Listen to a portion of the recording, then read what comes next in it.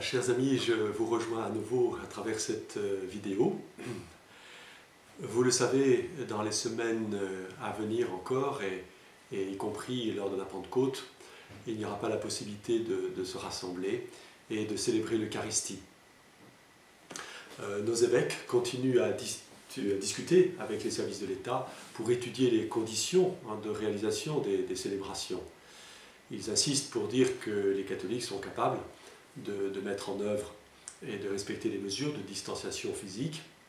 Voilà. Mais on comprend aussi que du côté de l'État, le chemin est difficile entre les choix sanitaires et ceux de la reprise de la vie sociale et économique.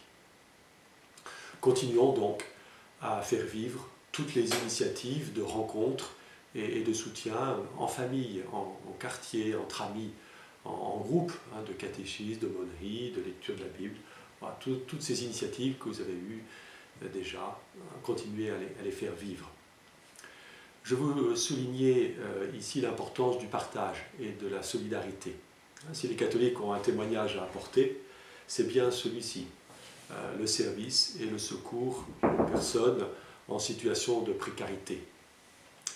Depuis le début du confinement, la paroisse a mis en place un réseau de vigilance auprès de quelques frères et sœurs âgés. Voilà, il faut continuer à vivre cette vigilance. Soyons attentifs envers nos aînés. Des étudiants étrangers du campus de Grandmont qui fréquentent notre paroisse ont demandé de l'aide à un moment. Et ils n'ont plus les petits boulots qui leur permettaient de recevoir un complément de leur bourse qui est modeste. Voilà, l'équipe de la pastorale des migrants de la paroisse les a pris en charge, mais il y aura sûrement d'autres cas à venir. Je veux signaler aussi le service d'obsèques que la paroisse assure. Merci aux paroissiens qui m'aident. C'est une œuvre de miséricorde, un accompagnement très important, lui aussi. Voilà, ce sont là simplement quelques exemples de ce qui se vit et de ce qui doit continuer à vivre. De nouvelles fragilités se manifesteront, c'est sûr, soyons-y attentifs. Des besoins financiers pour certaines familles se manifesteront. Voilà, il faudra pouvoir y répondre. L'enjeu est celui de l'entraide et du service en collaboration avec l'ensemble de la société. Mais c'est aussi l'enjeu de la cohérence entre notre vie et notre foi. Voilà, je passe à un autre sujet, celui du blog que je désirais mettre en service. Il est réalisé.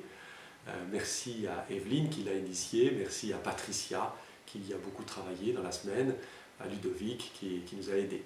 Voilà, un blog, c'est tout simplement un espace de partage sur Internet.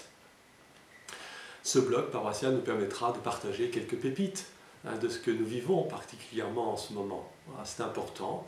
Quels sont les signes de la présence de l'Esprit Saint dans nos vies et autour de nous? Il y a de belles choses dont nous sommes les témoins, voilà, qui se vivent. Mettons-les en commun, sous forme de textes, de vidéos, de photos, que sais-je.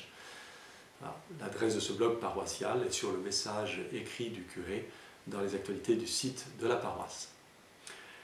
Voilà, enfin, je veux vous remercier pour votre participation financière à la vie de la paroisse, soit par la quête, soit par des dons, notamment pour la maison paroissiale. La quête en ligne a rapporté 4 281 € au mois d'avril. Voilà, donc merci beaucoup pour cela, merci aussi pour les offrandes de messe que vous nous avez données au Père Gérard et à moi, pour l'achat des œufs de Pâques aussi, les œufs en chocolat pour l'œuvre des séminaires. Voilà, merci à vous, il y en a encore des œufs. Je suis prêt à vous les apporter, ceux que vous me commanderez. Béni donc, bien unis à vous tous, que le Seigneur vous bénisse, demeurons des témoins de la vie du ressuscité.